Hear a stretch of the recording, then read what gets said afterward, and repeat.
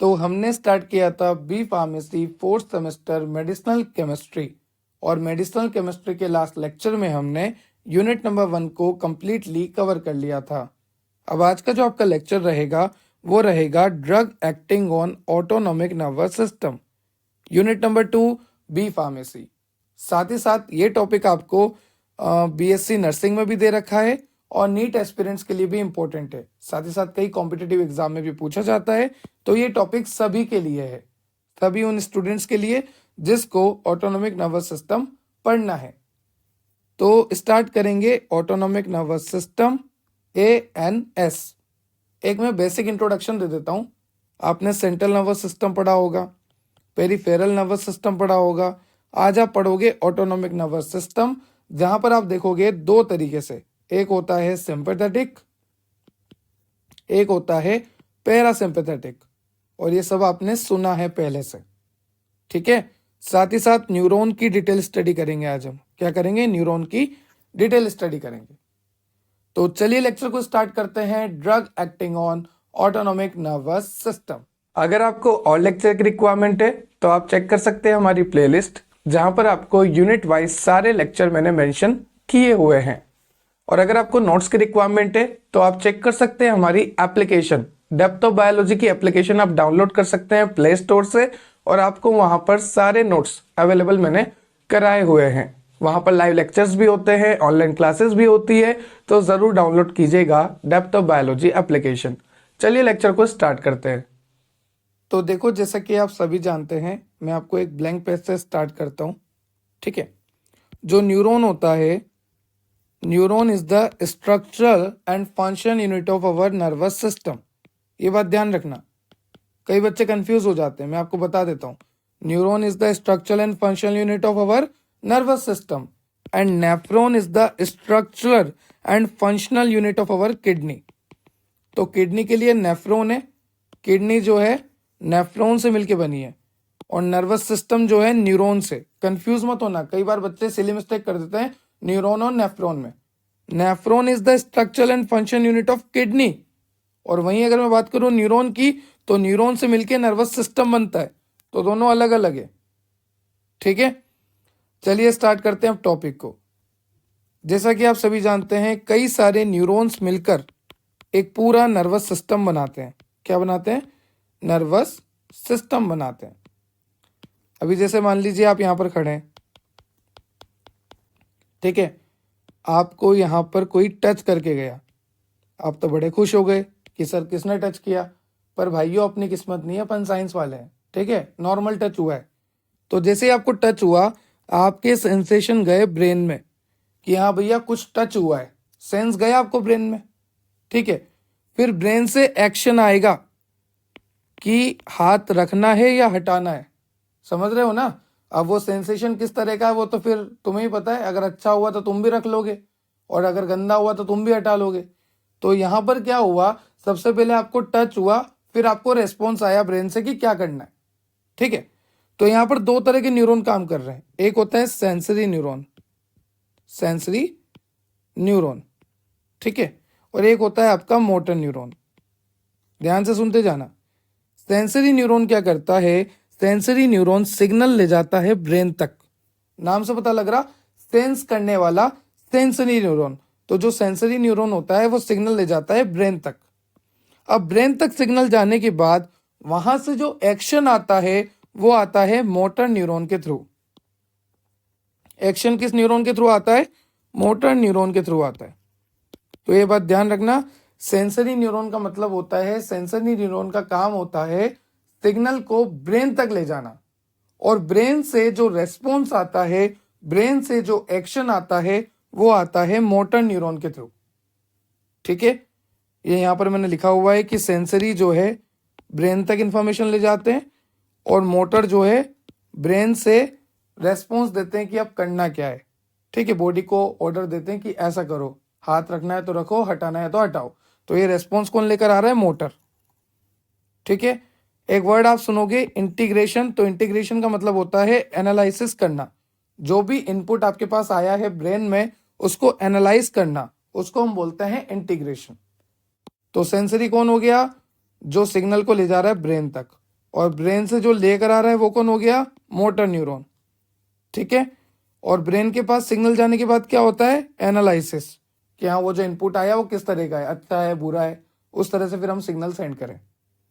ठीक है, ये तो हुई नर्वस सिस्टम की बात कि न्यूरॉन से मिलकर, नेटवर्क ऑफ न्यूरॉन से मिलकर नर्वस सिस्टम बनता है। ब्रेन जो है सब कुछ कंट्रोल करता है। ठीक है, it also control other body system and processes such as digestion, breathing and sexual development, जिसे हम कहते हैं प्यूबर्टी। प्यूबर्टी को भी कंट्रोल करता है इनडायरेक्टली, डाइजेशन एंड ब्रीथिंग को भी कंट्रोल करता है। पर कई केस में क्या होता है कि आपका नर्वस सिस्टम डैमेज होने के चांस होते हैं, जैसे कि नेचुरल एजिंग। ठीक है, बुढ़ापा आना, उसमें भी नर्वस सिस्टम डैमेज होता रहता है। एक्सीडेंट की वजह से हो गया, किसी डिजीज की वजह से हो गया, तो नर्वस सिस्टम खराब भी होता है। ठीक है, अब ये तो हुई बात सेंसरी की, मोटर की। हमें मेन बात किसकी करनी है, हमें मेन बात करनी है ऑटोनॉमिक नर्वस सिस्टम की। तो आप देखो सेंसरी क्या करता है, सेंसरी सिग्नल लेकर जाता है ब्रेन तक। मैंने आपको पहले ही बोला कि सेंसरी क्या करेगा, जैसे मान लो आप यहाँ पे खड़े हो और आपको किसी ने टच कर दिया, चलो कर ही दिया आज तो टच, तो टच करने पे क्या होगा, सिग्नल जाएंगे ब्रेन तक। कहाँ पे जाएंगे, ब्रेन तक।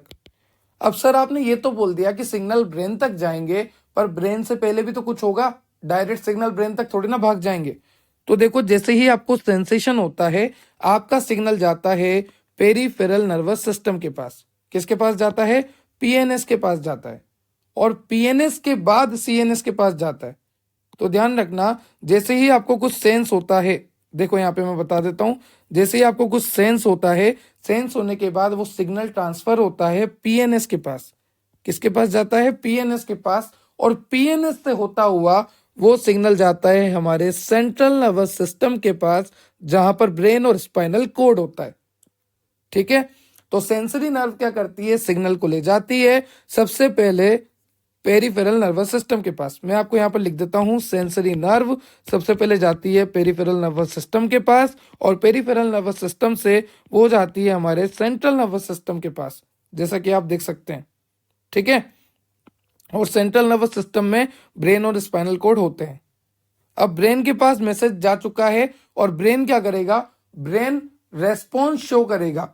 तो ब्रेन जो अपना रेस्पॉन्स शो करता है, वो रेस्पॉन्स वापस घूम फिर के आता है पीएनएस के पास, सीएनएस से पीएनएस आता है, और फिर पीएनएस के साथ वो मोटर न्यूरॉन, मैंने आपको बोला था ना कि अगर ब्रेन से कोई सिग्नल आ रहा है, ब्रेन से जो सिग्नल आ रहा है वो मोटर न्यूरॉन के थ्रू आएगा। तो जो ब्रेन से सिग्नल आता है सबसे पहले वो जाता है पीएनएस के पास, फिर वो जाता है मोटर न्यूरॉन के पास। अब दो तरह की एक्शन होगी। अगर मैं मेरी बॉडी का मूवमेंट करना चाहूं तो उसे मैं बोलूंगा सोमेटिक नर्वस सिस्टम, जहां पर वॉलेंट्री मूवमेंट होती है। वॉलेंट्री का मतलब मनचाही, जैसे मैं हाथ हिला सकता हूं, पांव हिला सकता हूं, कमर, गर्दन, सर हिला सकता हूं, तो ये सारी मेरी मर्जी से है। तो जो मेरी मर्जी से मूवमेंट होता है उसे मैं कहता हूं वॉलेंट्री, और जो मेरी मर्जी के बिना मूवमेंट होता है उसे मैं कहता हूं इनवॉलेंट्री।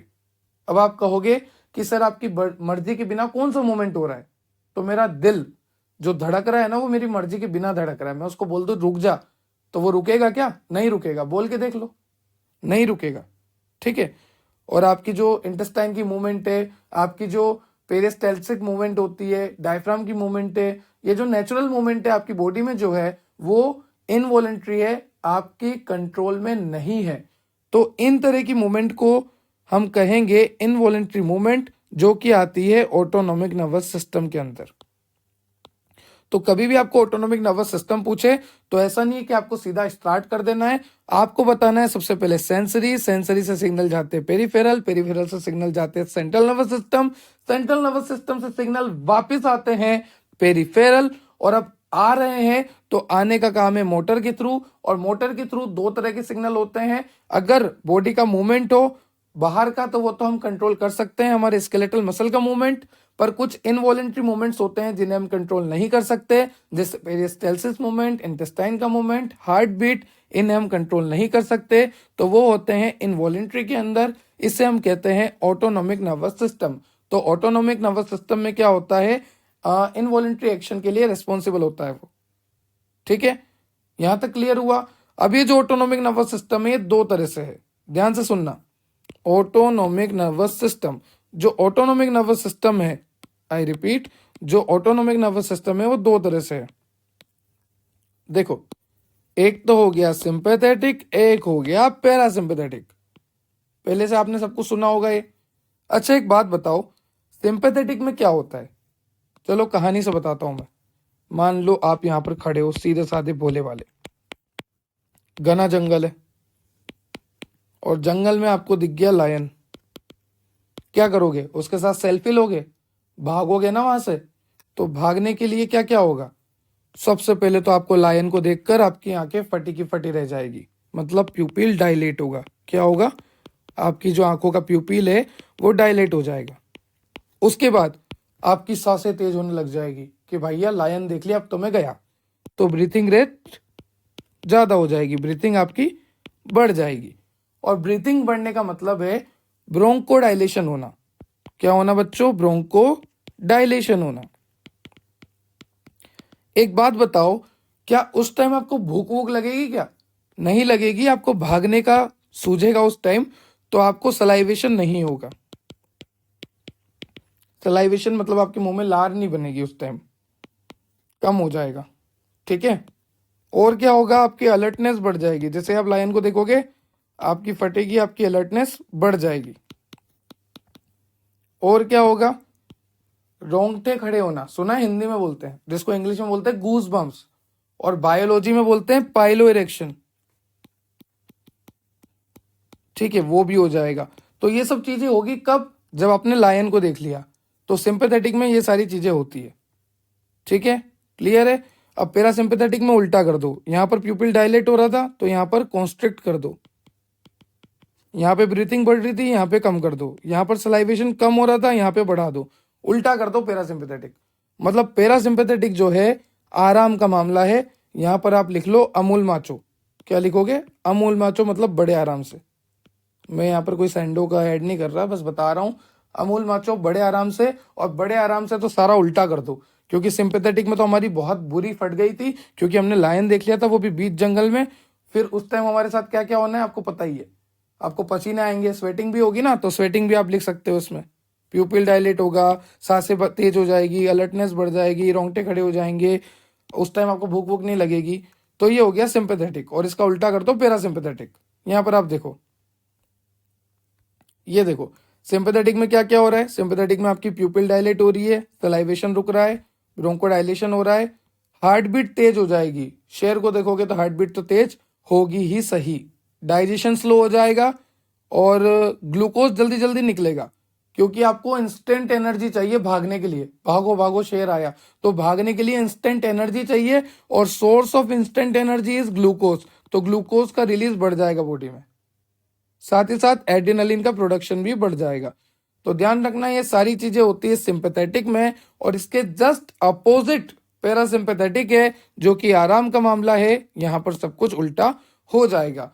तो ये हमने देखा सिंपैथेटिक, पैरासिम्पैथेटिक, और ये हमने देखा ऑटोनोमिक नर्वस सिस्टम के अंदर। ठीक है, तो ऑटोनोमिक नर्वस सिस्टम हमने कहा देखा? ऑटोनोमिक नर्वस सिस्टम हमने यहां पर देखा। तो आपको आंसर कैसे स्टार्ट करना है? सेंसरी, पेरिफेरल, सेंट्रल, फिर पेरिफेरल, फिर मोटर, मोटर में दो सोमेटिक, ऑटोनोमिक, फिर ऑटोनोमिक में दो सिंपैथेटिक, पैरासिम्पैथेटिक। फिर इनको अच्छे से एक्सप्लेन कर देना इस तरह से। ठीक है, और उसके बाद हम आगे चलते हैं, न्यूरॉन की बात करते हैं। देखो ध्यान से सुनते और समझते जाओ, न्यूरॉन काफी इजी है। ये न्यूरॉन क्या है? सेल ही तो है, लॉन्गेस्ट सेल है। तो सबसे पहले न्यूरॉन के ऊपर ये जो प्रोजेक्शन आपको दिख रहे हैं, इसे कहते हैं हम डेंड्राइट्स। डेंड्राइट्स का काम होता है सिग्नल को रिसीव करना। क्या काम होता है बच्चों? सिग्नल को रिसीव करना। फिर आपको यहाँ पे दिख रहा है सोमा। सोमा बोल लो, आप बोल लो सेल बॉडी, आप बोल लो साइटोप्लाज्म। ठीक है, क्योंकि इसके अंदर क्या होगा? साइटोप्लाज्म होगा। आगे देखिए, यहां पर आपको दिख रहा है न्यूक्लियस। तो मैंने आपको पहले ही बोला कि न्यूरॉन है तो क्या हुआ? है तो सेल ही ना, और सेल है तो सेल के अंदर साइटोप्लाज्म भी होगा, सेल है तो सेल के अंदर न्यूक्लियस भी होगा। ठीक है, अब आपको यहां पर जो ये लंबी सी लाइन दिख रही है, ये लंबी सी लाइन, इसको हम कहते हैं एक्सोन। ठीक है, और ये जहां से स्टार्ट हो रही है, ये यहां से स्टार्ट हो रही है ना, तो इस पार्ट को हम बोलेंगे एक्सोन हिलोक। इसका एग्जैक्ट नाम क्या होगा? एक्सोन हिलोक। तो जहां से ये एक्सोन स्टार्ट होती है उसको हम बोलते हैं एक्सोन हिलोक, और जहां पर ये एक्सोन खत्म होती है तो खत्म होने के लिए नाम सुना होगा टर्मिनल पॉइंट, एंड पॉइंट, तो इसको हम बोलेंगे एक्सोन का टर्मिनल। तो एक्सोन के स्टार्टिंग पॉइंट को बोलेंगे एक्सोन हिलोक और एक्सोन के एंड पॉइंट को बोलेंगे एक्सोन टर्मिनल। साथ ही साथ, और ये पूरा जो लंबा है ये पूरा एक्सोन है, तो starting point axon hillock, ending point axon terminal और बीच का पूरा एक्सोन। और जब मैं एक्सोन को देखूंगा तो मुझे दिखेगी यहां पर श्वान सेल। कौन सी सेल? Schwann cell. और मुझे यहां पर दिखेगी माइलिन शीथ। तो ध्यान रखना, न्यूरॉन के ऊपर माइलिन शीथ की कवरिंग होती है और न्यूरॉन के ऊपर श्वान सेल प्रेजेंट होती है। ठीक है, तो जो न्यूरॉन में एक्सोन पार्ट है वहां पर आपको देखने को मिलेगी श्वान सेल, माइलिन शीथ। ठीक, अब यहां पर जो मैंने रेड कलर से बना रखा है, इस डॉट से लेकर इस डॉट तक ये जो गैप यहां पर है, इस गैप को हम बोलेंगे नोड ऑफ रेनवियर। फिर आप देख सकते हैं यहां से लेके यहां तक ये जो गैप्स है ना, this is node of Ranvier. तो ये हो गया नोड ऑफ रेनवियर।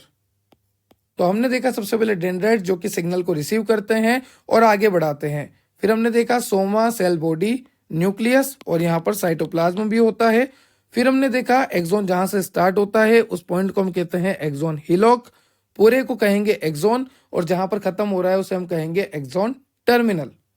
यहां पर हमने देखा एक्सोन के अंदर कि कुछ श्वान सेल प्रेजेंट है, माइलिन शीथ की कवरिंग होती है और जो गैप है उन्हें हम कहते हैं नोड ऑफ रेनवियर। ठीक है, अब यहां पर सिग्नल कैसे ट्रांसफर होता है वो देखो, वो समझाता हूं मैं आपको। एक न्यूरॉन यहां पर है, दूसरा न्यूरॉन यहां पर है।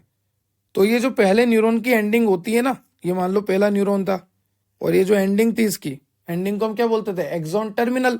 तो इसकी एंडिंग को हम बोलेंगे प्री सिनेप्टिक न्यूरॉन। क्या बोलेंगे? Pre synaptic neuron. अब हम ये क्यों बोल रहे हैं? प्री का मतलब पहले वाला, तो आगे जो न्यूरॉन आ रहा है उससे तो ये पहले वाला ही है ना, इसलिए यहां पर हमने लिखा प्री।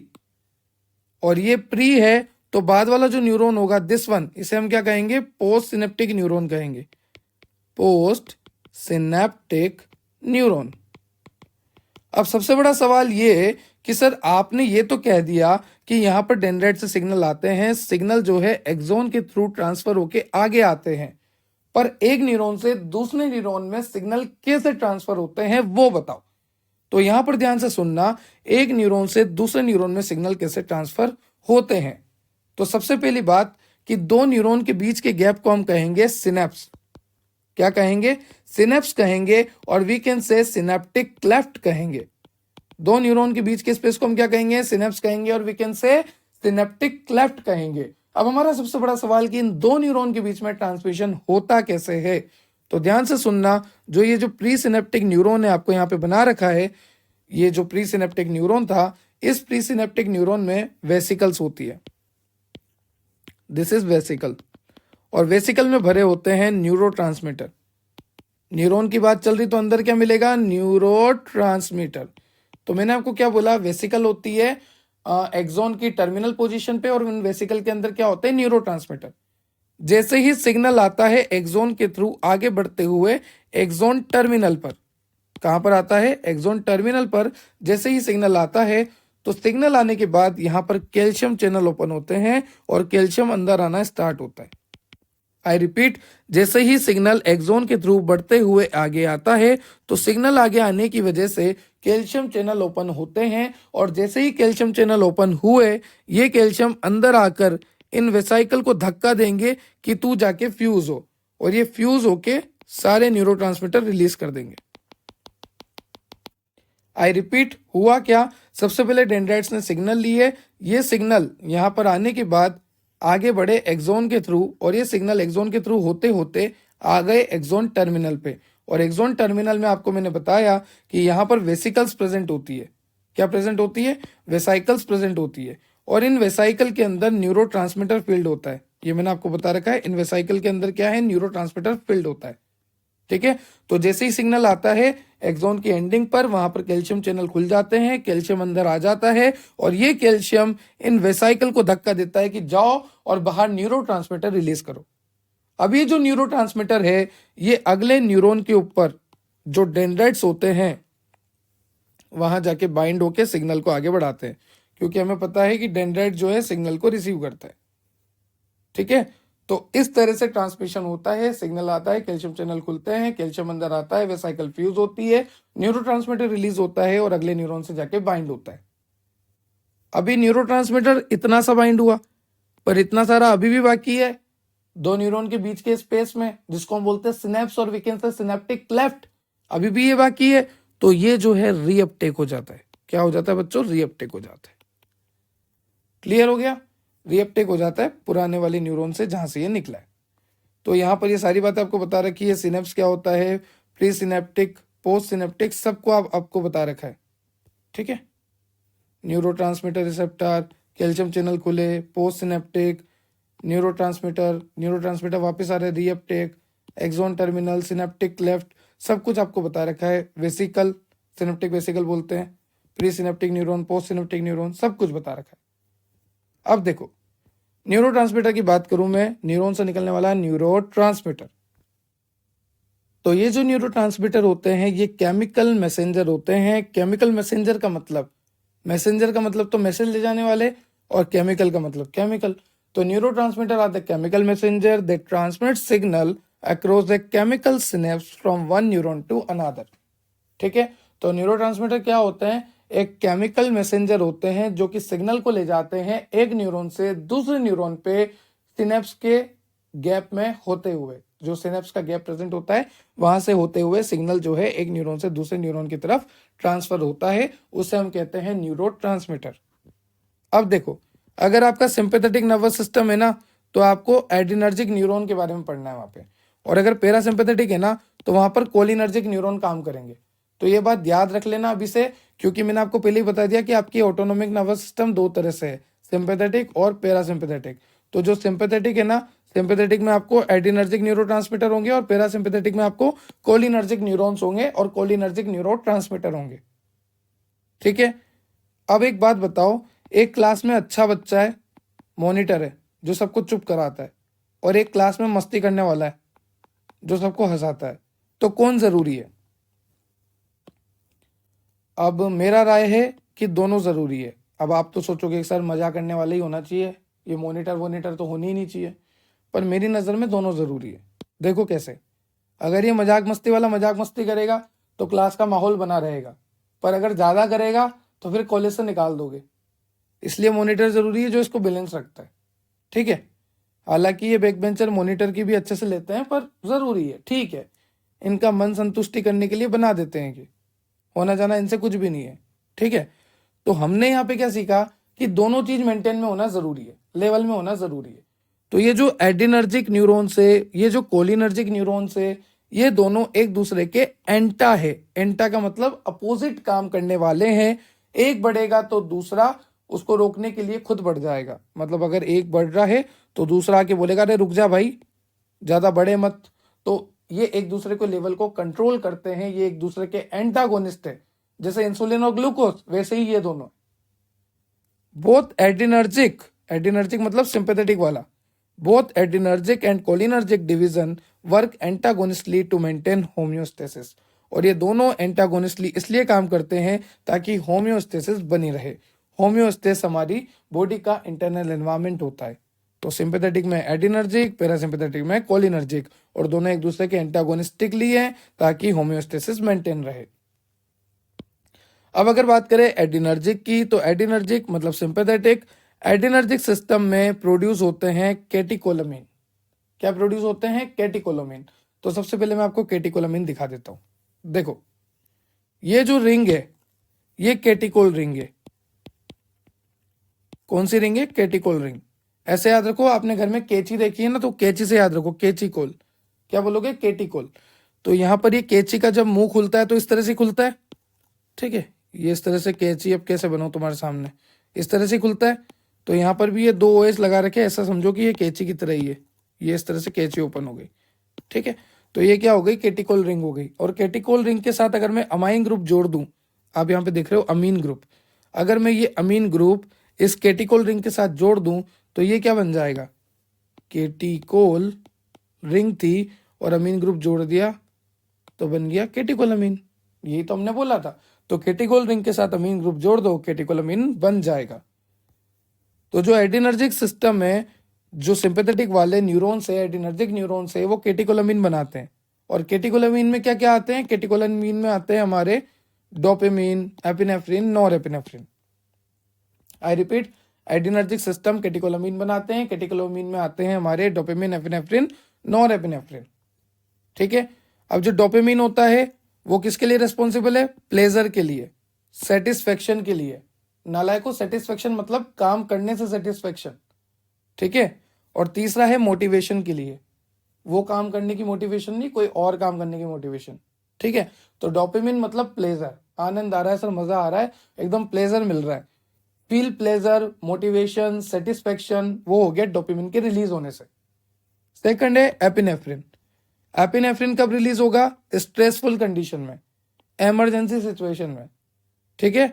उस कंडीशन में आपकी हार्ट रेट बढ़ जाएगी, ब्लड फ्लो बढ़ जाएगा, वही सिंपैथेटिक वाले काम हो गए ये। ठीक है। तो एपिनेफ्रिन इस टाइम रिलीज होता है जब स्ट्रेसफुल कंडीशन हो। और नॉन एपिनेफ्रिन, ये जो है आपके ब्रेन के अटेंशन एक्शन को अफेक्ट करता है। ठीक है। एक तरह से कह सकते हैं कि ये जो है एपिनेफ्रिन का उल्टा है, रिलैक्स वाली कंडीशन है, क्योंकि हमें पता है कि एपिनेफ्रिन में क्या हो रहा था? इमरजेंसी सिचुएशन थी। और डोपामिन तो, हाँ सर डोपामिन तो याद हो गया, एक तो हमारा सेटिस्फेक्शन, हाँ वो तो तुम्हें सबसे पहले याद रहेगा, फिर तुम्हारा मोटिवेशन, फिर प्लेजर वगैरह। एपिनेफ्रिन में स्ट्रेसफुल, नॉन एपिनेफ्रिन में उल्टा कर देंगे, स्ट्रेसफुल का नॉर्मल कर देंगे। ठीक है। तो आज के लेक्चर में हमने देखा केटिकोलामिन नॉर्मल सा, और न्यूरोट्रांसमीटर के बारे में देखा, एड्रिनर्जिक देखा, कोलिनर्जिक देखा। एड्रिनर्जिक मतलब सिंपैथेटिक, कोलिनर्जिक मतलब पैरासिम्पैथेटिक। फिर एड्रिनर्जिक के अंदर देखा केटिकोलामिन, केटिकोलामिन में हमने देखा डोपामिन, एपिनेफ्रिन, नॉरएपिनेफ्रिन, तीनों के फंक्शन देखे। उससे पहले सिनेप्स देखा, न्यूरोट्रांसमीटर कैसे काम करते हैं वो देखा, न्यूरॉन का सिग्नल कैसे ट्रांसफर होता है वो देखा, न्यूरॉन क्या होता है वो देखा। और उससे पहले हमने देखा सिंपैथेटिक, पैरासिम्पैथेटिक। सिंपैथेटिक, पैरासिम्पैथेटिक आते हैं ऑटोनॉमिक नर्वस सिस्टम में। ऑटोनॉमिक नर्वस सिस्टम कहाँ पर आता है? इस फ्लो चार्ट में। ऑटोनॉमिक नर्वस सिस्टम में इनवॉलंटरी एक्शंस के बारे में हम पढ़ते हैं, और ये हो गया हमारा पूरा नर्वस सिस्टम और autonomic nervous system. I hope आपको लेक्चर क्लियर हुआ होगा। लेक्चर मैंने काफी डिटेलिंग में पढ़ाया आपको। अगर आपको लेक्चर से रिलेटेड कोई भी डाउट है तो आप कमेंट सेक्शन में कमेंट कर सकते हैं। डेप्थ ऑफ बायोलॉजी एप्लीकेशन से जुड़ जाना, क्योंकि डेप्थ ऑफ बायोलॉजी एप्लीकेशन आपको मिलेगी प्ले स्टोर पे, जहां पर आपको हर संडे 11 बजे मैं लाइव आता हूं और आपके सारे डाउट क्लियर करता हूं। उस एप्लीकेशन पे एक दिन में 3 बार एमसीक्यू अपलोड होते हैं, और साथ ही साथ वहां पर नोट्स भी आपको अवेलेबल है। ठीक है। और एक चैट सेक्शन भी है जहां पर आप अपनी क्वेरी लिख सकते हो, लाइक 2 मार्क्स का क्वेश्चन, 5 मार्क्स का क्वेश्चन, जिंदगी से रिलेटेड क्वेरी, कोई भी दिक्कत हो सब पूछो। तो DOB application available on play store, आज ही डाउनलोड करें।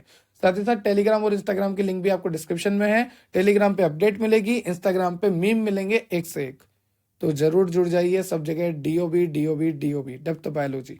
आई होप आपको लेक्चर क्लियर हुआ होगा। नेक्स्ट लेक्चर में हम देखने वाले हैं बायोसिंथेसिस ऑफ केटिकोलामिन्स, जो कि काफी इंपॉर्टेंट है, बहुत ही ज्यादा इंपॉर्टेंट है, और ये क्वेश्चन बनता है और बनेगा, हर अल्टरनेट ईयर में बनता है। तो नेक्स्ट लेक्चर में मिलते हैं, तब तक के लिए थैंक यू।